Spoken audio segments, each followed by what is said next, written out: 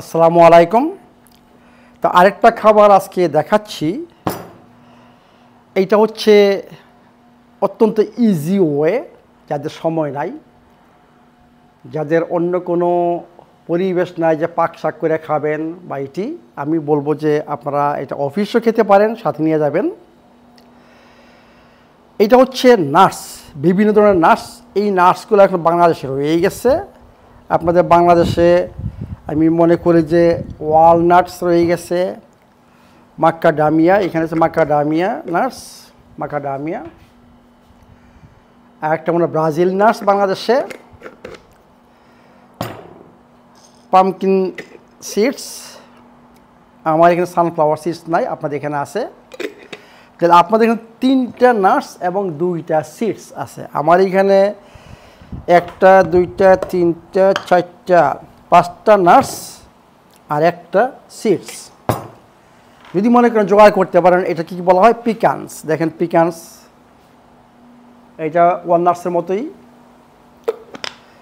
এইটা হচ্ছে ক্যাশিউ।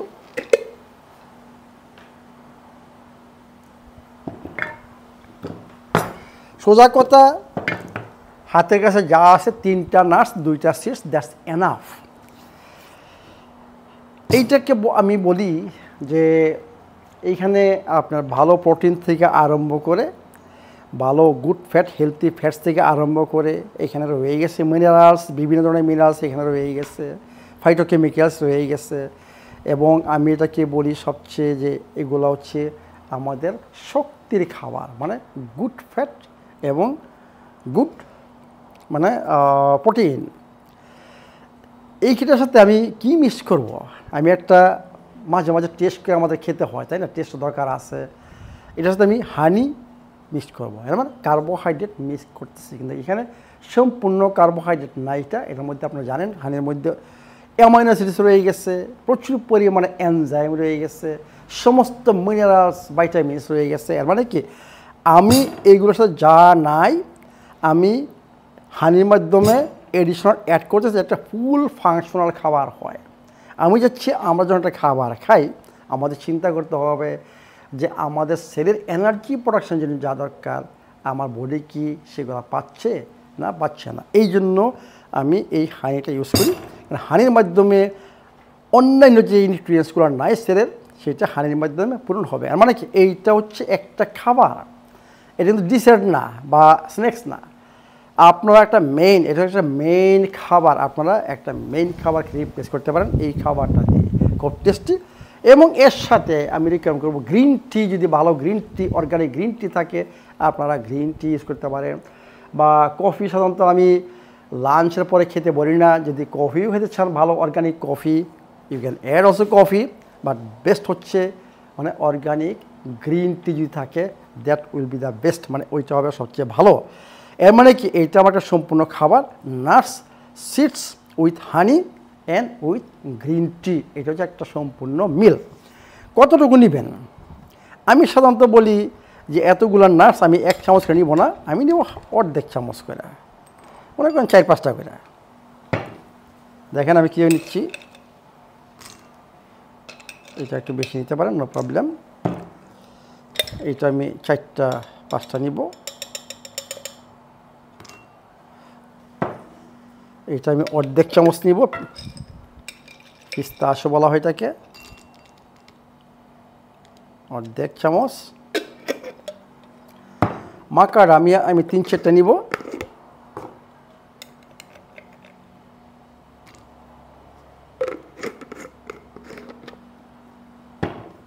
এখন দেখেন বলতে গেলে কতটুকু পরিমাণ হয়েছে, এবং 1 বড় চামচ বা 2 বড় চামচ আমি নেব, যেহেতু ওই সিট্রাস নাই, এইটা আমি 2 বড় চামচ নেব, মানে মিষ্টি কুমড়ার বিচি, পামকিন সিডস।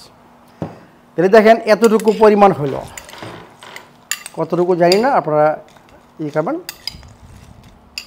এবং এইটার সাথে আমি এখন হানি মিক্স করব।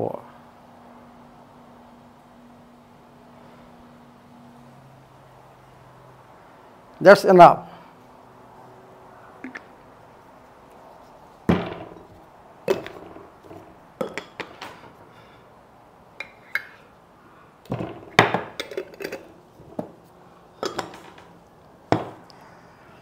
ভালো মতো মিক্স করবেন।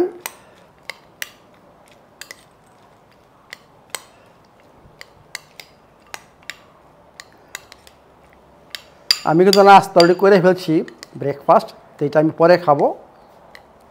মানে আজকে হয়তো বা এটা ডিনার হয়ে যাবে, লাঞ্চ হবে না। তবুও আপনাদেরকে ট্রাই করতেছি। Great, very good. আমি এখন ঢেকে রেখে দেবো, এখন এটা খাওয়া হবে না।